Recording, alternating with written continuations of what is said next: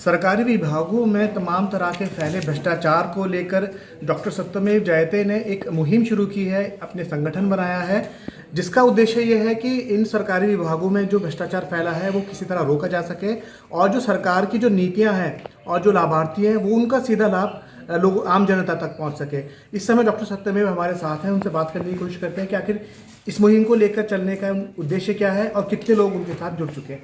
Sir, क्या है इस पूरा मुहिम का उद्देश्य? सत्यमेव जयते एक नागरिक के रूप में और भारत का ऋषि प्रधान देश होने के नाते और बलिदानियों का स्मरण करते हुए जब हम लोकमान्य तिलक का स्वराज्य हमारा जन्मसिद्ध अधिकार है और इसे हम लेकर रहेंगे से लेकर के पूरे स्वतंत्रता संग्राम को हम देखते हैं कि अब भाव आता है कि देश के स्वाधीन हो जाने के बाद हमारा कोई कर्तव्य है। और कार्यालयों में जब हमने भ्रष्टाचार का अनुभव किया, देखा, तो हमें लगा कि इसका विरोध होना चाहिए, इसे रोका जाना चाहिए।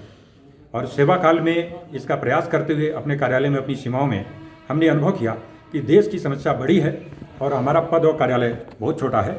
हमको अब देश की जनता के बीच में आना चाहिए और जन जागरण का कार्य करना चाहिए। इसलिए हम लोगों ने 2007 में वाराणसी में सत्यमेव जयते न्यास नामक एक संगठन बनाया था और लगभग 400 अधिकारियों को खोज करके हम लोगों ने ये यात्रा आरंभ की थी।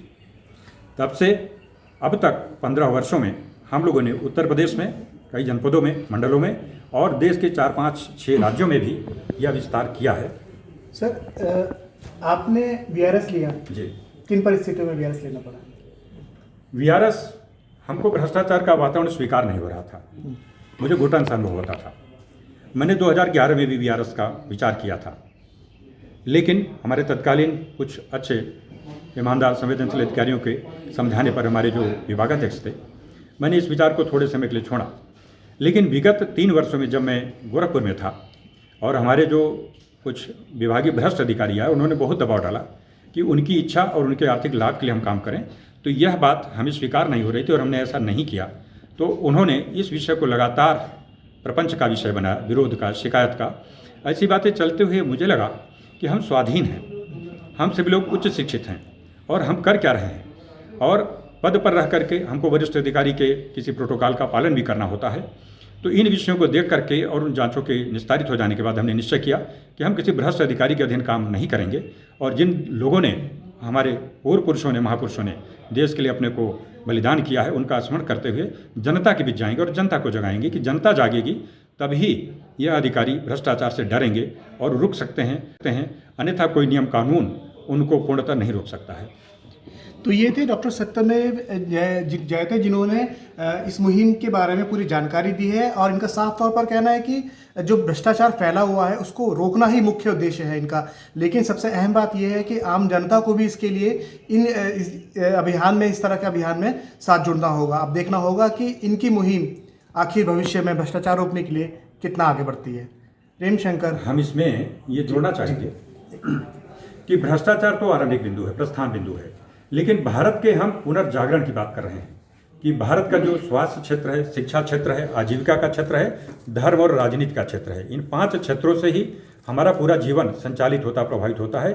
इन सब में ढेर सारी बीमारियां आ गई हैं, इनको आधुनिक समय में हमको पहचानना होगा और इनको बदलना होगा, और ताकि अगले 5 वर्ष, 20 वर्ष, 25 वर्ष, 2047 तक भारत सशक्त समृद्ध राष्ट्र बने और देश की प्रत्येक जनता का जीवन बहुत अच्छा हो जाए, इसके लिए कार्य कर रहे हैं। और इसके लिए हमने उत्तर प्रदेश के 18 मंडलों में, 13 मंडलों में अब तक सत्यमेव जयते न्यास की इकाइयाँ गठित किया है। 75 जनपदों में कार्य कर रहे हैं और गाँव में 50,000 गाँव में भी हम जाएंगे। उसके बाद उत्तर प्रदेश के बाहर भारत के अन्य राज्यों में भी जाएंगे। हम लोगों ने कुछ अन्य भाषाओं के अध्ययन की तैयारी भी आरंभ किया है ताकि भारत के 100 करोड़ से अधिक जनता की जो स्थिति है उसे सुधारा जा सके और सबका जीवन अच्छा हो सके। ये हमारा उद्देश्य है और इसके लिए हम लोग काम करेंगे। इसमें समाज और ईश्वर हमारी सहायता करेंगे, करोड़ों लोग हमारे साथ होंगे। हम करोड़ों लोगों के लिए सोच रहे हैं, ऐसा हम लोगों का प्रयास है। इसके लिए हम लोग बढ़ रहे हैं। आपने हमारी बात को करोड़ों लाखों जनता तक पहुँचाने का कार्य किया है, प्रयास करेंगे, ऐसा हम आपसे अनुरोध करते हैं। और मेरठ में जो हमारे आदरणीय हैं, जिन्होंने गांधी जी के साथ, बिनवा जी के साथ काम किया है, ऐसे आदरणीय श्री कृष्ण कुमार खन्ना साहब, श्री राजन शर्मा साहब, इस गांधी आश्रम के सचिव श्री पृथ्वी सिंह रावत जी, हमारे मेजर हिमांशु जी, ऐसे प्रत्येक जनपद हम साथियों को खोज रहे हैं जिनके साथ मिल करके हम लोग एक विश्वास पैदा करेंगे कि जनता चाहेगी तो कार्यालय उस ढंग के हो जाएंगे जिससे हमारी गर्मियाँ बचेगी, देश हमारा नियम के साथ चलेगा, हम सशक्त होंगे, हम आनंद का अनुभव करेंगे, हमारा देश अग्रणी राष्ट्र होगा विश्व में। ये इच्छा हमारी पूरी हो जाएगी अगले 20-25 वर्षों में। यही हम लोगों की प्रेरणा शक्ति है, इसी के लिए हम लोग काम कर रहे हैं। अगले 20-25 वर्षों में देश की व्यवस्था सुधरेगी, भ्रष्टाचार कम होगा, यही डॉक्टर सत्यमेव जयते का उद्देश्य है। अब देखना होगा कि कितने लोग इनके साथ जुड़ते हैं और किस हद तक ये आगे कामयाब हो पाते हैं। कैमरामैन किशन सूदन के साथ प्रेम शंकर, जनवाणी न्यूज़, मेरठ।